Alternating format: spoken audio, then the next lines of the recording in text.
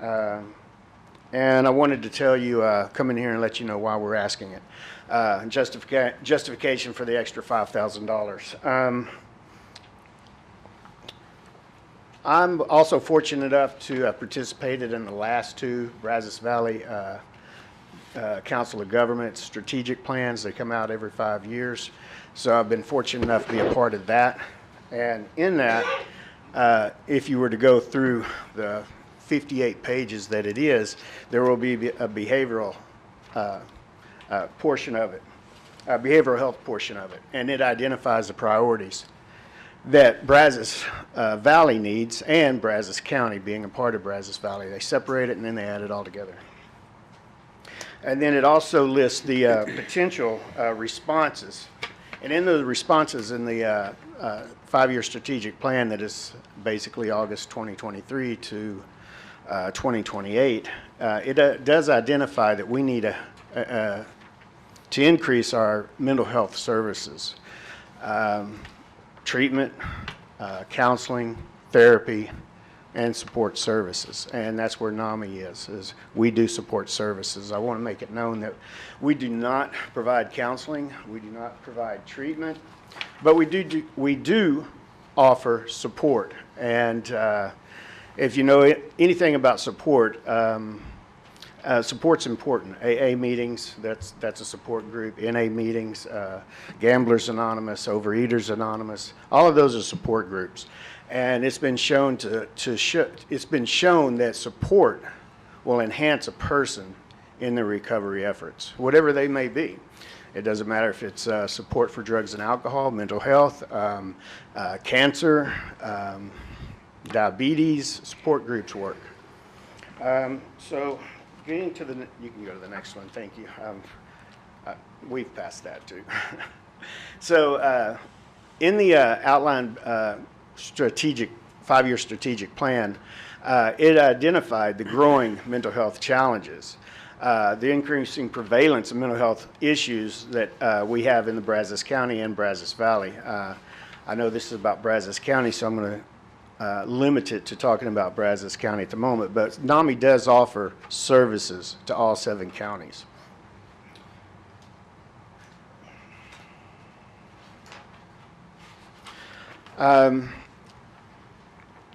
Looking at the strategic plan for the next 15 or 20 years, we're going to have a dramatic growth in population. 1 in 4 individuals have a mental health issue, and 1 in 20 have a serious mental health issue.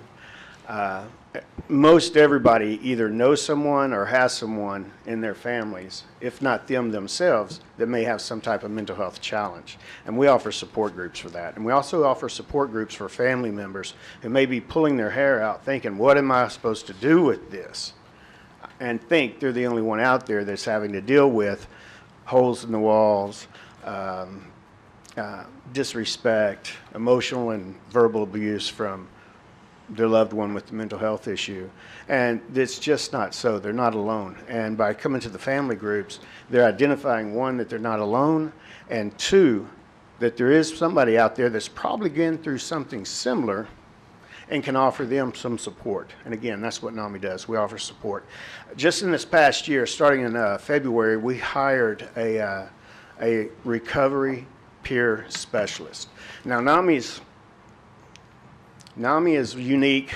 NAMI Brazos Valley is unique in the fact that very few NAMIs have peer specialists. Peer specialists and a recovery peer specialist are certified through TCBAP, which is Texas Credentialing Board of Addiction Professionals, which is acknowledged and accepted through Texas Department of Health and Human Services.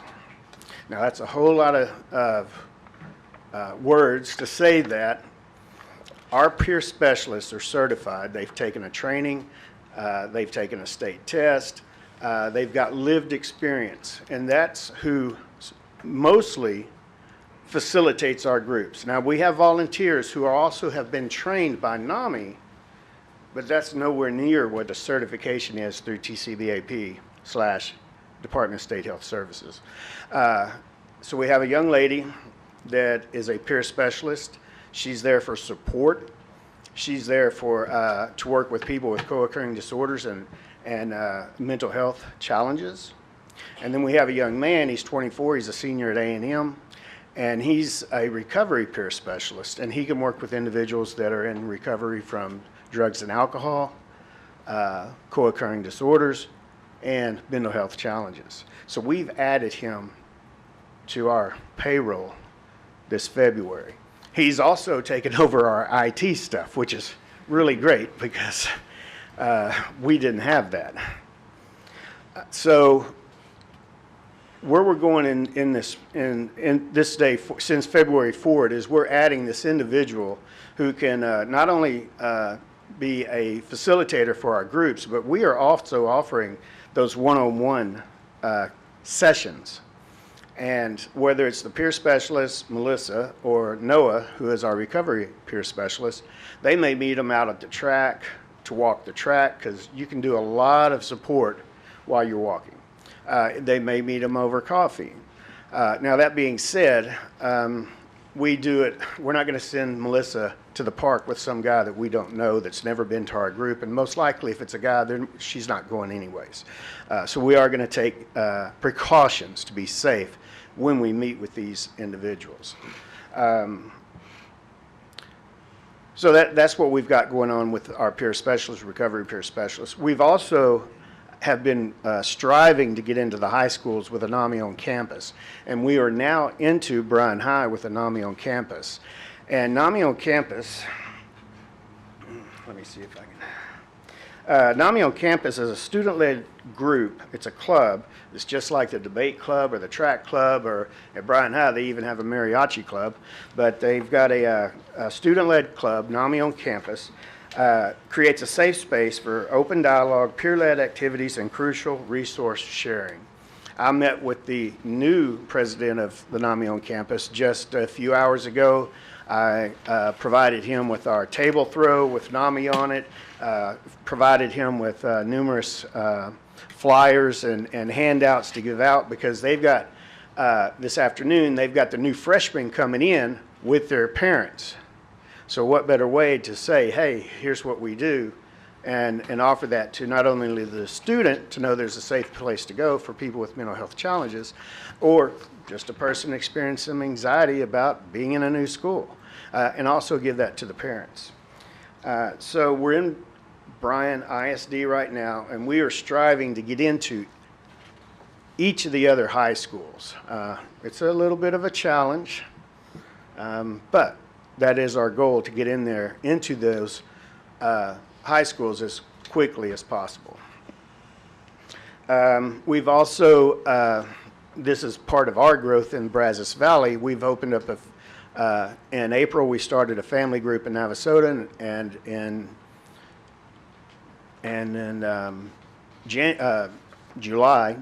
June we started a family group and a peer group in Burleson County.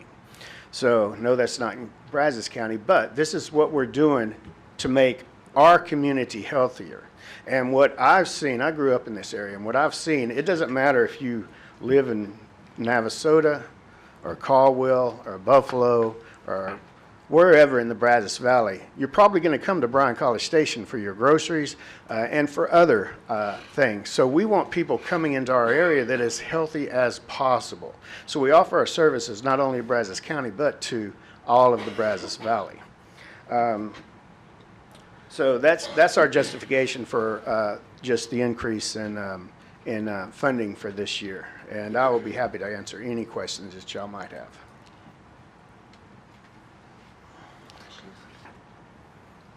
Thank you, Jerry. Okay.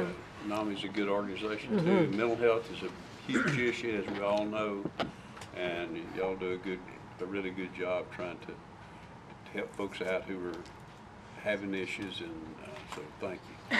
We're so underserved with mental health resources here, and I greatly appreciate the work that NAMI does, Jerry. And I know you personally are committed as they come. Well, I appreciate it. And even if I wasn't here for the justification today, I've listened to some of the prior speakers. I'm like, okay, I've got to get over there and talk to them, because we need to partner and do something. And anyways, it's just being here today is, I've heard of, I was taking notes, so. Yeah, I think one of the things that I'm most impressed with, and I think is one of the most effective things that y'all do is your mental health first aid. Because it goes all the way around the stigma of mental health issues. There should be no stigma. We're all going to be there. At some point, we're going to be either impacted by someone we know and love, or we're going to be in that situation at some point in our life anyway. But that mental health first aid course that y'all do to help people realize, hey, something's going on here, what can I do to help, is a great one. So mental health first aid, the coordinator, that's probably a title, she should have something like executive director of, but something better than coordinator. But she coordinates all the trainings. She actually works for MHMR, but she offices in NAMI, Brazos Valley, and it's a partnership between NAMI Brazos Valley and MHMR to offer these services. So mental health first aid, in some instances there is a cost, and some instances it is for free. And it would just depend on things that I don't know, because Angie runs that. But we do offer it on Wednesdays at the Brazos Health District, almost across the street. So there are ways to take this mental health first aid for free. Now, nothing's for free, we still pay for it, but offered to the individual for free. And if anybody wants information on that, reach out to us. Thank y'all. Thank you. Thanks, Jerry. Next up will be Rape Crisis Center, also named as SARC.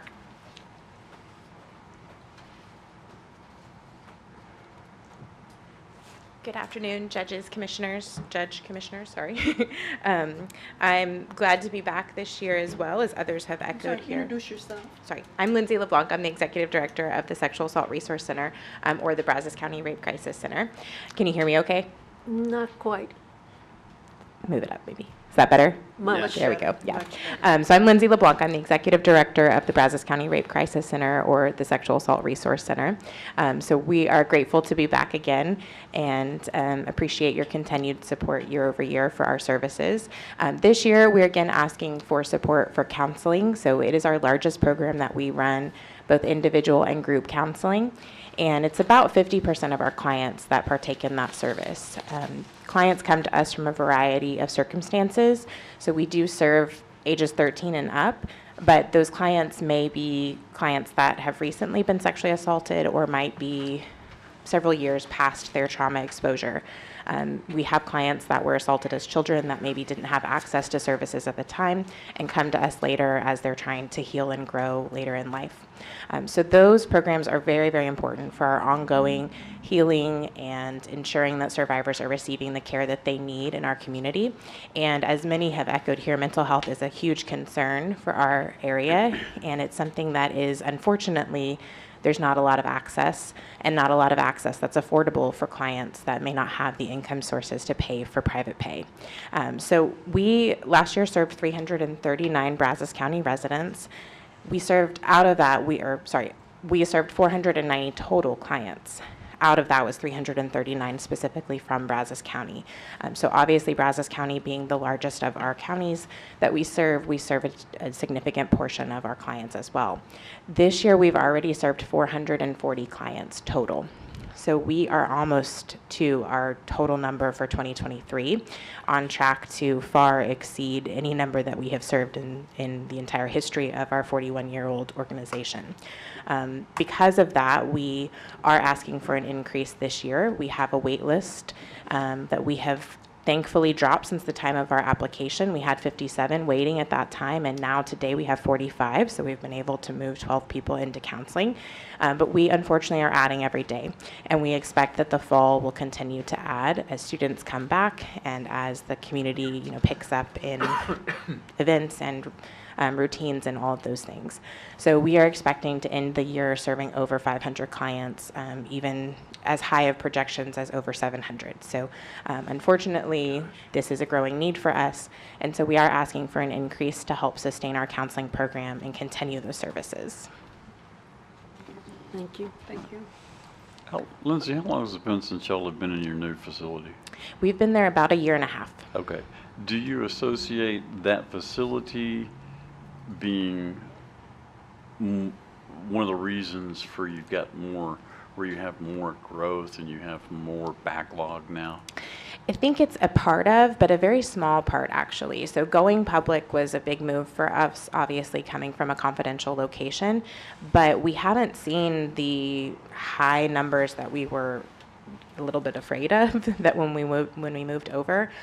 So thankfully we haven't seen those walk-ins really increase. We've had a few here and there. We have some drive-by traffic that will call and say, oh, I didn't know you guys had moved, and I used services years ago and I need to come back.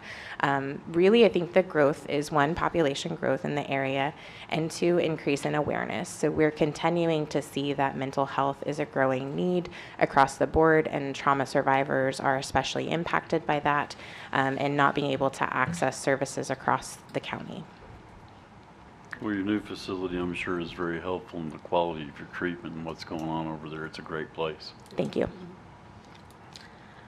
It's unfortunate that your organization needs to exist, but it serves a great deal of women that, I guess men as well, that have been sexually assaulted. And so thank you for your work.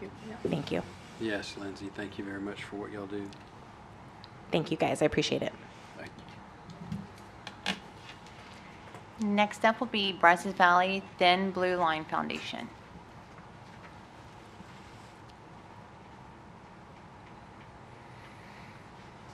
Thank you, Judge, Commissioners, for giving us an opportunity to speak to you today. My name is Tim Bryan. I'm the chair of the Brazos Valley Thin Blue Line Foundation Board. My associate Larry Hodges is also here. He's also a board member.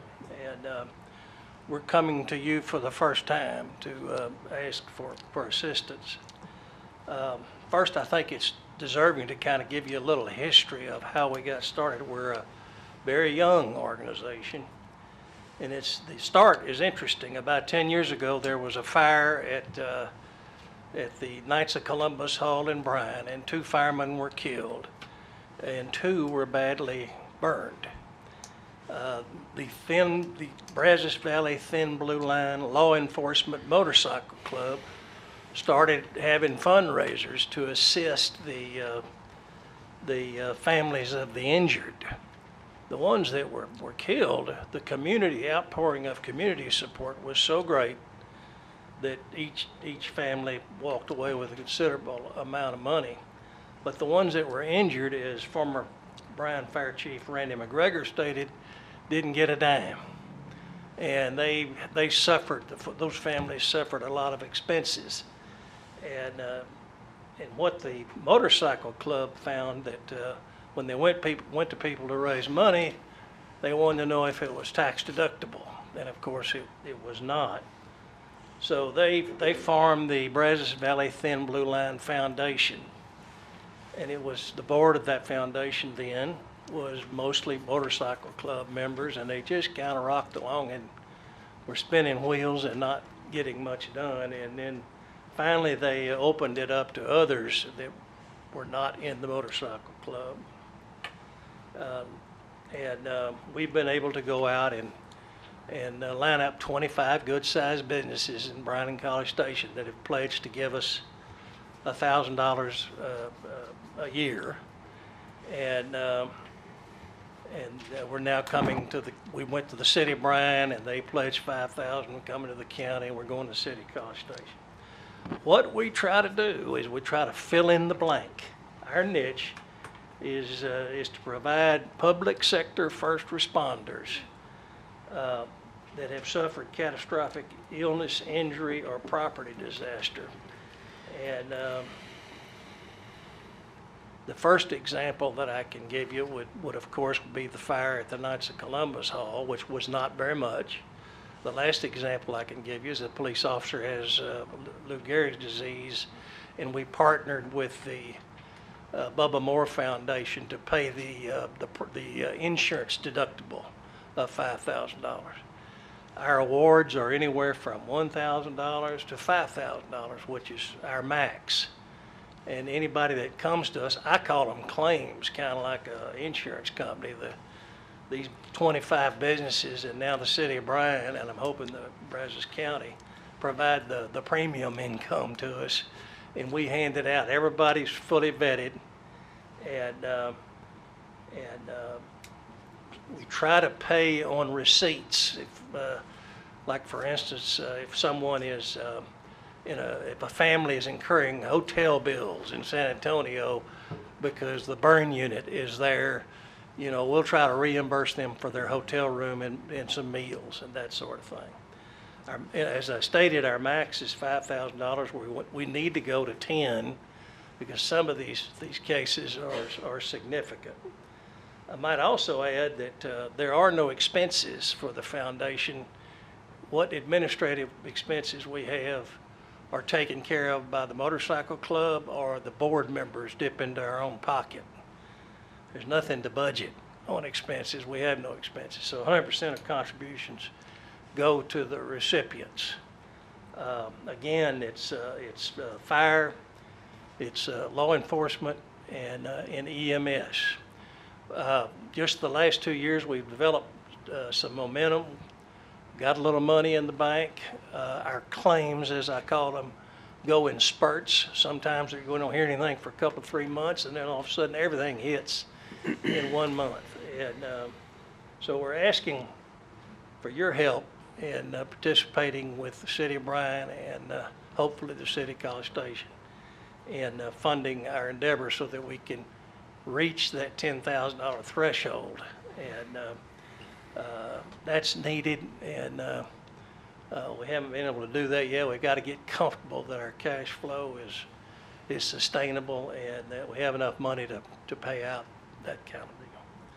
I'd be glad to answer any questions. We're not a big charity, and I don't expect us to get very large, but I think we have a good cause. I personally was recruited at the time when the police officers were backing up in Seattle and Minneapolis and that kind of stuff. I was offended by that.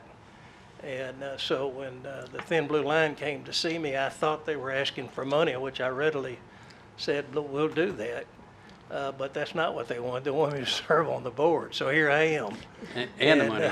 And money. So anyway, I'm asking for the county's help. And our next step would be if we can get those 3 governmental entities to assist us. We're going to go to the surrounding counties because we do cover the Brazos County and the contiguous counties, and ask them to participate to some extent and continue to try to develop our private business funding base.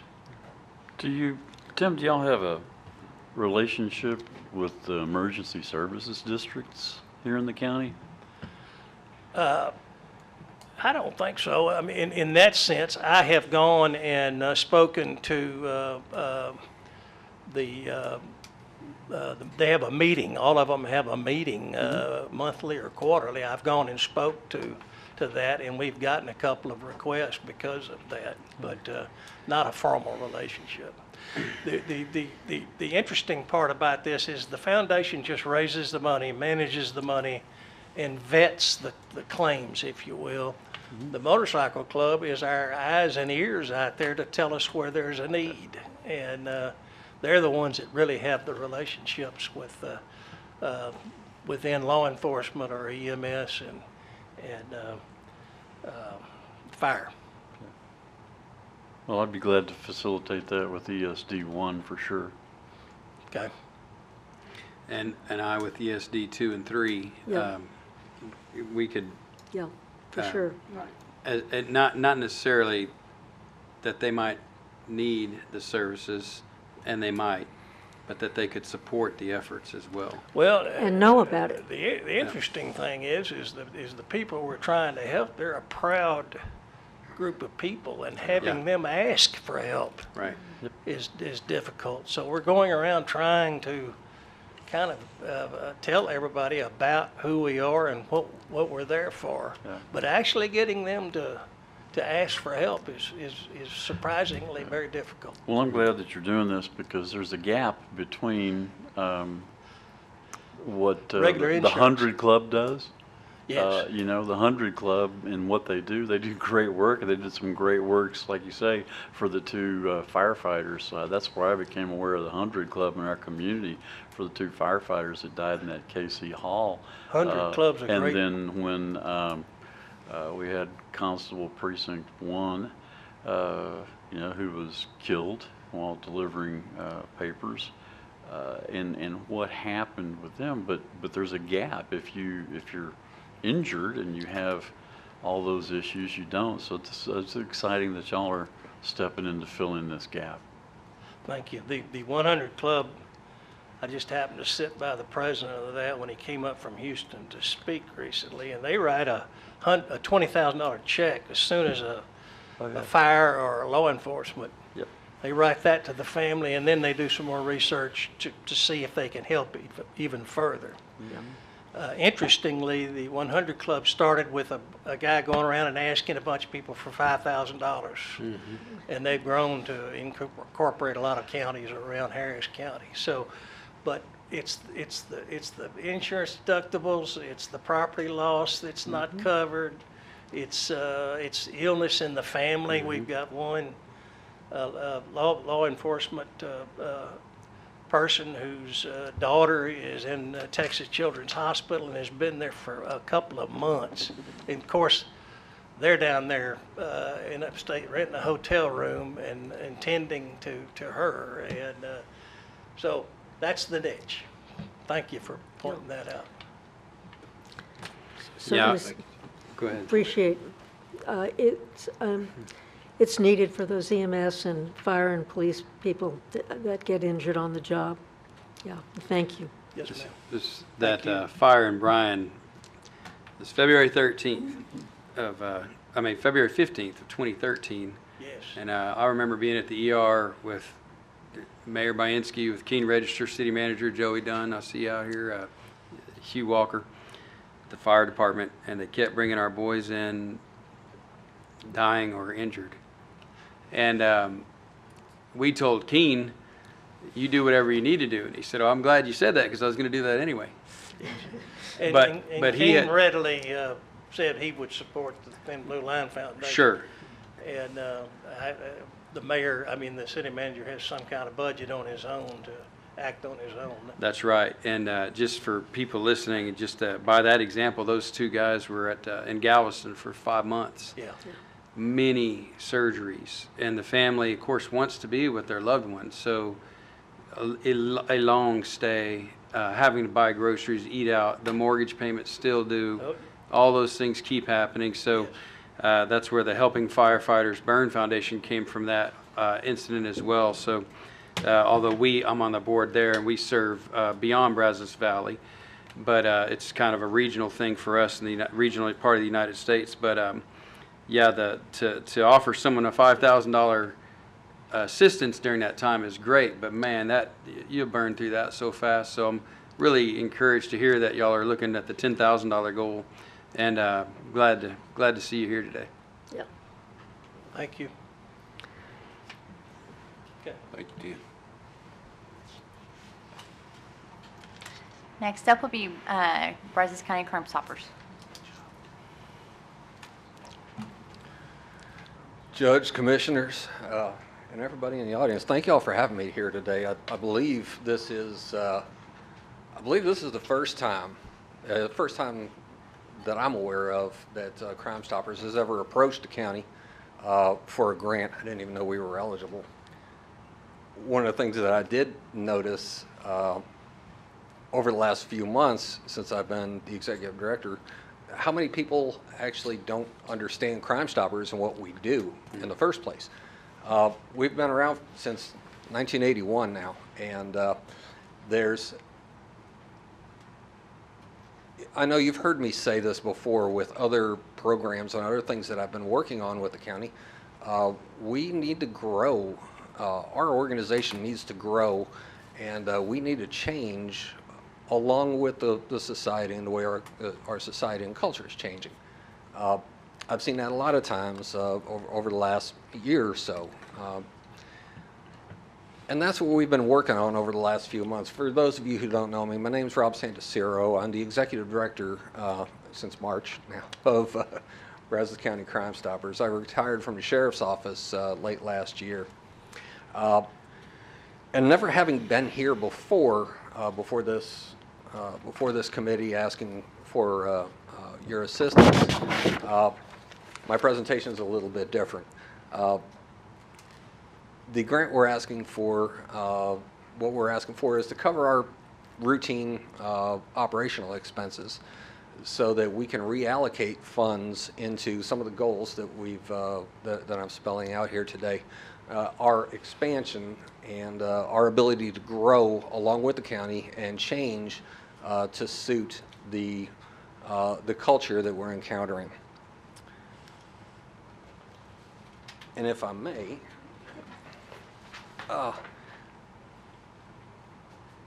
Judge, I know you've seen our annual report. One of the things I want to address today is transparency. I don't know that we have ever released a public report on our finances, how we utilize our money, what challenges we've been facing, and what our successes and goals for the future are.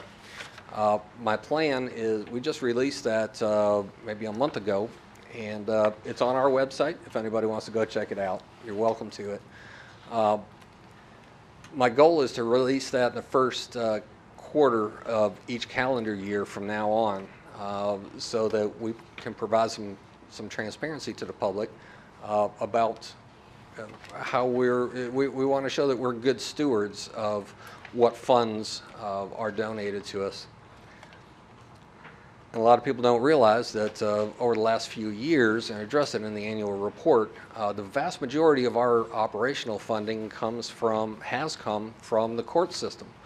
As a state certified organization, we get a percentage of probation fees every month. 80% of that, though, is required, and it's why our financials look a little funny, because we have something we call a restricted account.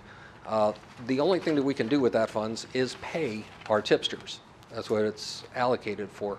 And we're audited annually by the state. Only 20% of those funds at the end of the year can go towards our operational expenses. Earlier this year, we've never had an executive director position before. So honestly, we set aside some money. We set aside $10,000 for this calendar year to reimburse me for what I do. But I'm working pro bono. I'm doing this as a volunteer because we're reallocating those funds. First, in increases to our social media. We didn't even have a Facebook page until 2018. Since that time, we're now on Instagram, we're on Twitter, Threads, Nextdoor most recently, LinkedIn, and YouTube. You can go to all of these and find information about us, where we're posting bolos and public service announcements, that sort of thing. But we need to grow it. Our society just doesn't get news like we used to when we would run a Crime of the Week reenactment on KBTX. There you go. How timely. Exactly. I did not pay them for that. But we just don't get we don't get our news like we used to. It's on social media. It's on a lot of other. It's on a lot of digital marketing nowadays. So we've contracted with Impact Group, and to the tune of about $12,000 a year right now. But what it's done for us, you see June, July of last year. This is just looking at Facebook and Instagram. Our reach was about 12,000 social media viewers. We started in May with Impact, and for that time, we're up to 85,000 viewers. And if you'll notice in the annual report, it's towards the back. but impressions, which is just those viewers who it comes across their feed, whatever their feed is, however it's looked, 177,000. That resulted in this. This was the first top 10 that we ran since I retired from the sheriff's office, and it's been an effort by a lot of agencies to really focus in on those most wanted individuals from there. 6 of our top 10 captured in that 30-day period. Plus, we got intelligence on one more that is being actively worked right now, a College Station warrant, a violent criminal. Plus one more who is likely in Canada, and another, and we can't extradite from, and another who's in San Antonio. And even if we get even information on those that we can't do anything with, obviously we can't do anything in Canada, but those notes go into the system, and whenever somebody pulls up their warrant, they can see, all right, this is what's been developed over a period of time. I think it's, honestly, I was floored by some of the statistics that we've seen over the last few months, and absolutely excited, like you can, I couldn't explain it, how excited I am to see that kind of a result on a top 10. I've been with Crime Stoppers now since 2018. I've never seen that before. And I can't guarantee you that it's going to happen next month. We've got another top 10. We're rolling them over. If they're not in custody, they're going to be on next month's top 10. We're not going to see this all the time, but some of the results are encouraging, and it's something we want to continue to do. It's something we want to keep growing. The annual report, like I said, I spoke about that. I want to provide transparency for everybody in the county, whether you donate or not. I want everybody, our communities, to understand that we're trying to be good stewards of the funds that we've been blessed with. There's another thing that we want to bring back to. We want to bring out two things that we're going to bring to the community. Yes, we have provided for 43 years now, we have provided an anonymous way, and by the way, your anonymity through Crime Stoppers has more protections in state law than a confidential informant paid by a local law enforcement agency. The anonymity is virtually guaranteed, but you have to follow the process.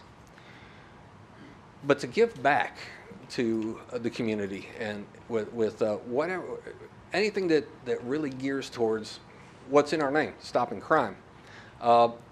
When the George Floyd riots and Antifa and all the anti-police sentiment was going on in 2019, 2020, I was working with the Sheriff's Office, our intelligence center, and we were gathering information on threats, potential threats, particularly to law enforcement, and things that were being seen across the country, something that we could watch out for here.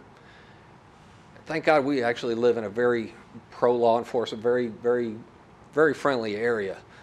So we didn't see a lot of that, but we need to be aware of what's going on elsewhere. As part of all of that information that I was pushing out, Sheriff Dickey, this is when Chris Kirk was still in office, Wayne was the jail administrator, and he asked me, can you expand on this a little bit? You know, we've got a lot of people who our civilian staff over here just they don't have that kind of experience. Can you expand on this a little bit?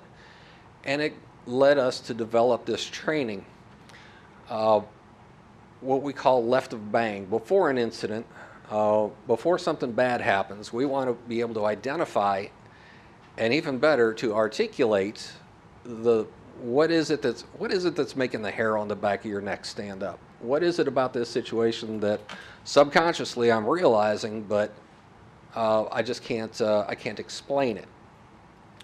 Well, this was so this goes back to our efforts in Iraq during the height of that war. Training that we developed, helped develop. Part of it was identifying insurgents. Part of it just identifying the anomalies that we're seeing, and to help us better protect our people, but better identify potential threats. So we've taken some from that, some from what we learned in the 2019-2020, and some from FBI, Secret Service, and a whole variety of agencies that have looked into active shooters over the years. And we've developed this behavioral analysis and threat detection. Really all it is understanding the science behind why is the hair on the back of my neck standing up? What am I not understanding about this situation? We're bringing that to the public for free. And for all of us, we all work in some challenging environments sometimes. We'll bring this training for free. It takes about an hour, hour and a half. We'll bring it for free to your organization and your staff. That's our goal, one of our goals with expansion. The other is a podcast. And this case, the Jerry Woodard case, he went missing in May 20th, 1991, 3 days after my wife and I were married. And I know what went into the effort to search for him, to recover him. It's still an open case. It was the very first case that we ran during our 40th anniversary, 40 cases, 40 days a few years ago.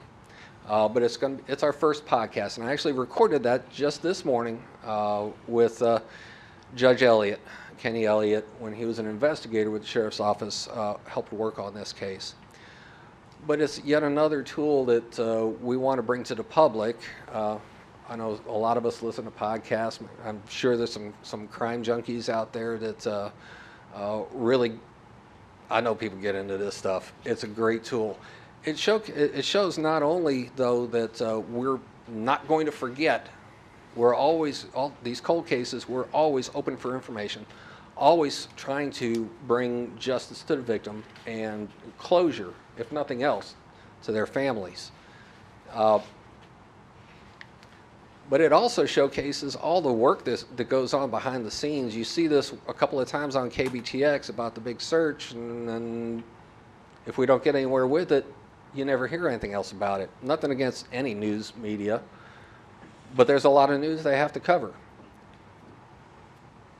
But we don't get to hear about all the work that goes on, especially with cold cases. So it gives us an opportunity to talk about that and really highlight all the effort that our law enforcement puts in. So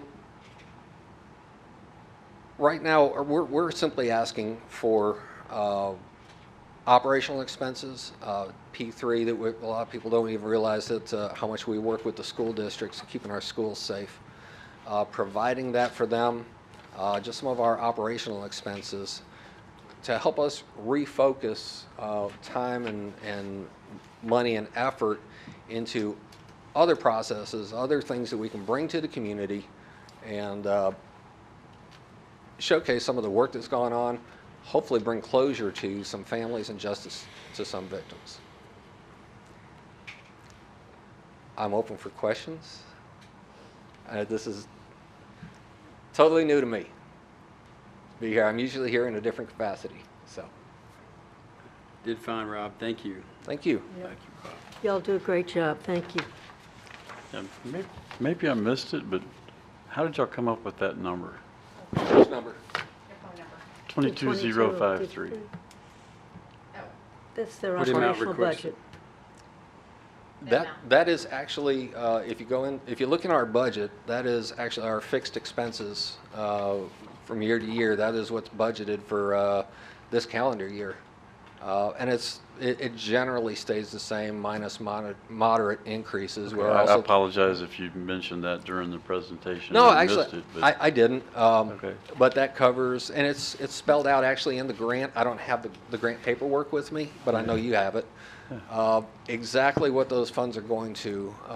P3 to fund that, which is the software that we use, that all our law enforcement agencies use, and our school districts use. Some of our phones are the call center. If I don't answer or somebody at the sheriff's office doesn't answer that tip line, it automatically rolls over to a 24/7 service that manages nothing but Crime Stoppers calls, and they handle that for us. There's a whole variety of things that are spelled out in there. Thanks. Yes, sir. I'm weird about numbers. You're welcome to bump it. We're eligible for up to 25,000. You're welcome to bump it up if you want. Sure. No, I like numbers that are specific too. I'm glad I could accommodate. Thank you.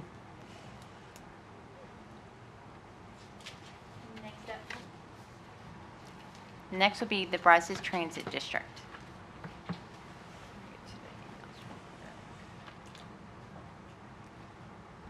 Good afternoon. How are you guys? Hey, Wendy.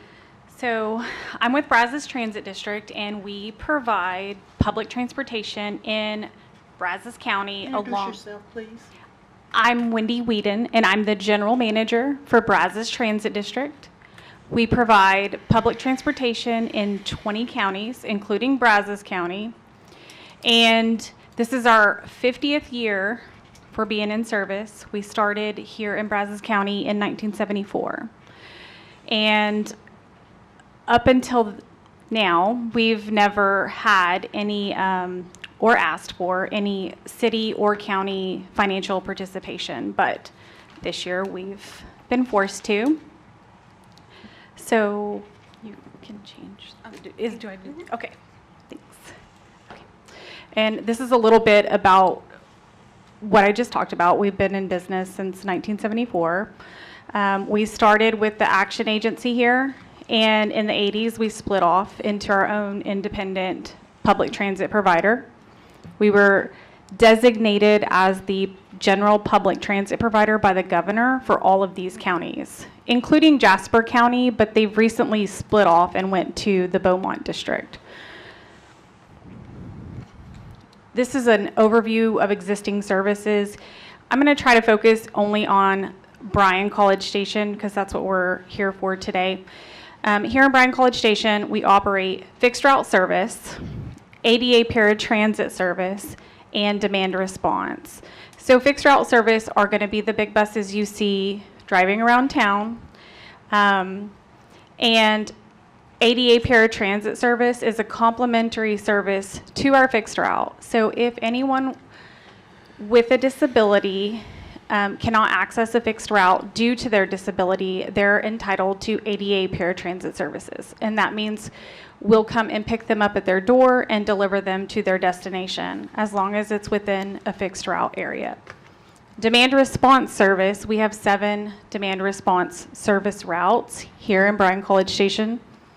And it's kind of the same service. We'll pick you up at any location and take you to any location. There's no restrictions or anything like that. These are some statistics for our services. I'm gonna have to do this, sorry. This is our ridership here locally.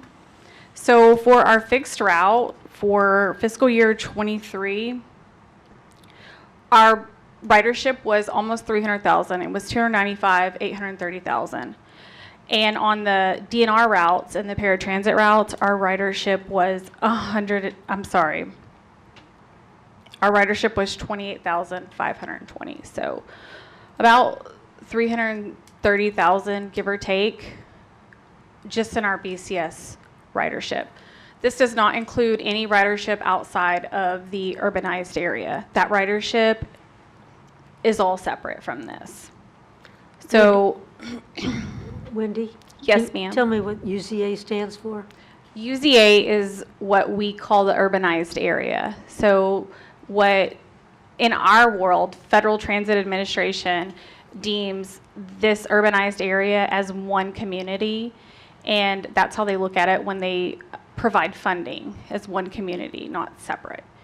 And so funding for the urbanized area it's called 5307 funding. You can Google it if you like, or always call. We'll give you a good lesson on it. But that funding is designated only for this urban area. It cannot be used anywhere else. And the funds that we're requesting from the county and the cities is to be used only strictly in the urbanized area. And all it will do will continue service as it sits right now. It won't be more, it won't be less.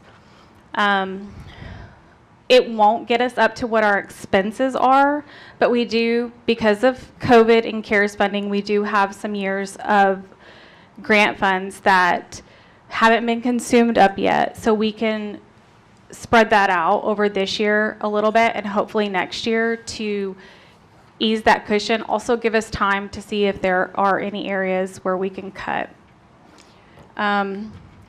So there's a lot of benefits to public transit that people just don't aware. I think almost every agency that I've heard present today, I'm glad we went last because I got to hear everybody, is probably affected by public transit in one way or another, whether you know it, whether you like it, whether you support it, whether you don't.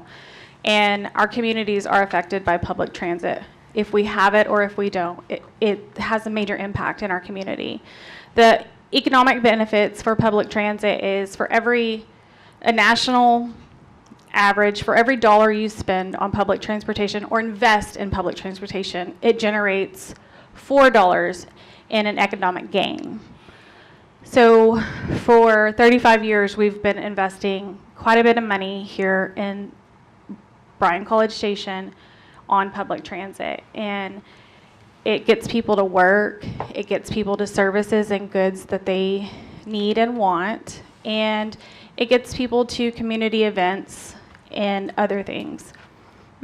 It sustains jobs, it improves connectivity, and community mobility creates a healthy community anywhere you are. In our rural areas, the connectivity is lacking, and you can tell there's a difference. And the transit system here, it's doing its job. It could be so much more, but we do what we can with the funds that we do have, and we make them stretch as far as we can. So when we went from small urban to large urban in this last census, our funding from the Federal Transit Administration got reduced by 36%, which is about $1.5 million. And our state funding was reduced 38%, which went to $650,000. So essentially, when we were small urban, we were at the top of the food chain with our population. But when we bumped over 200,000, that's where the line is, it put us at the bottom of the barrel. And so we're competing now for funds with agencies that provide transportation in Chicago, New York, Los Angeles, all of those. They also have taxing authority. We do not. And it's just a different type of service. They have a lot of benefits that we don't. So unfortunately, we either have to come up with these funds somewhere or look for ways to cut. And so there's not many ways to cut other than service or staff. And at the moment, we don't have enough staff as it is. We employ about 120 employees system-wide, and about 75% of them are here in Bryan College Station.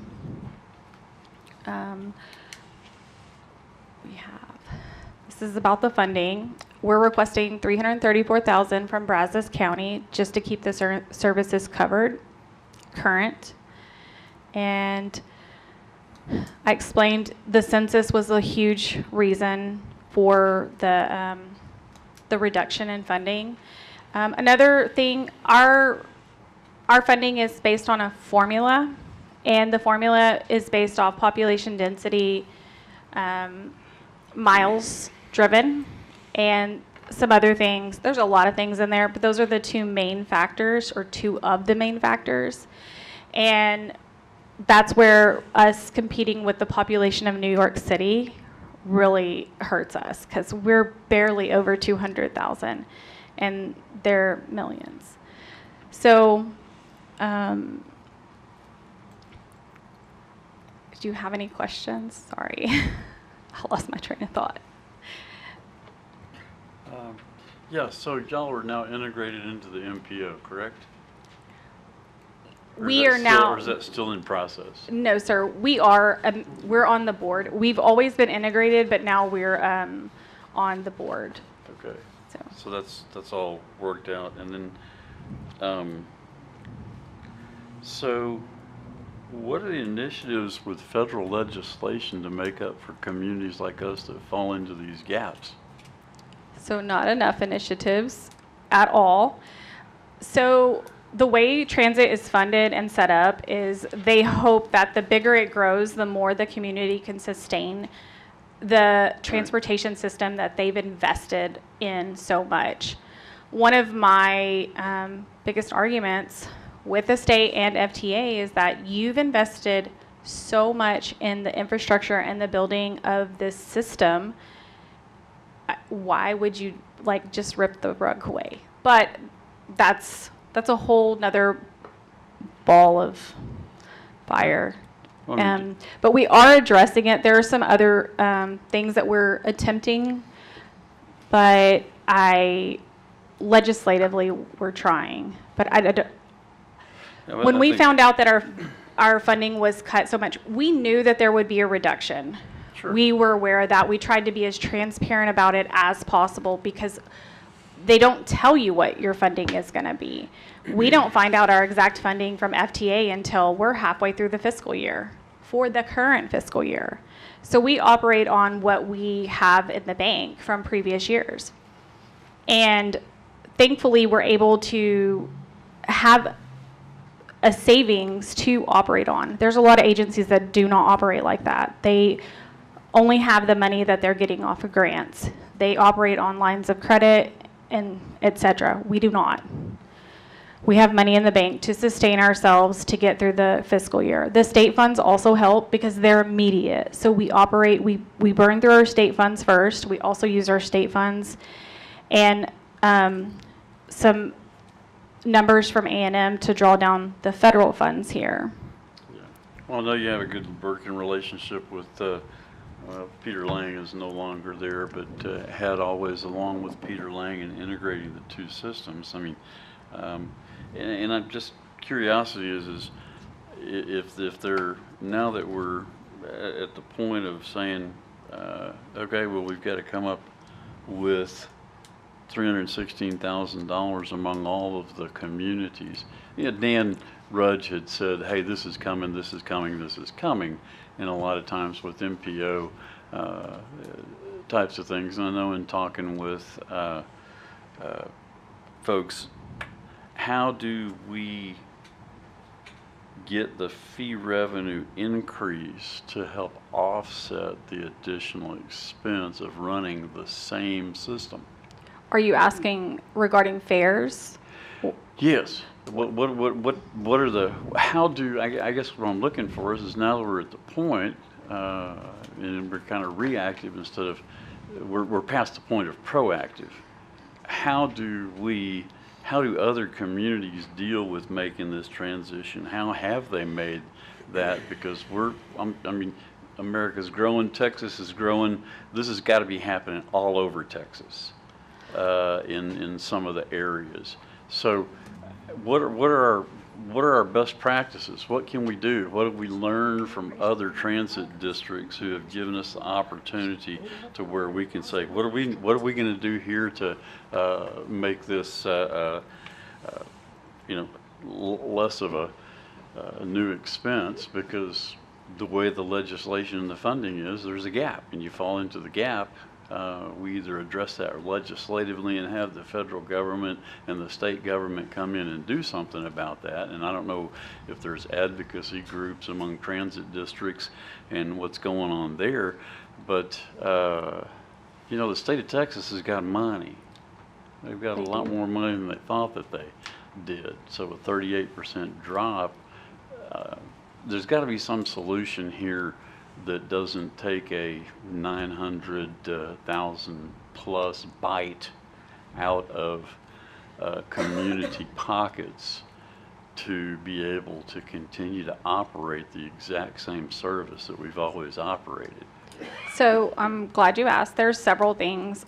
One thing, we're one of the few transit systems that are not funded by the local governments in place here in the state of Texas.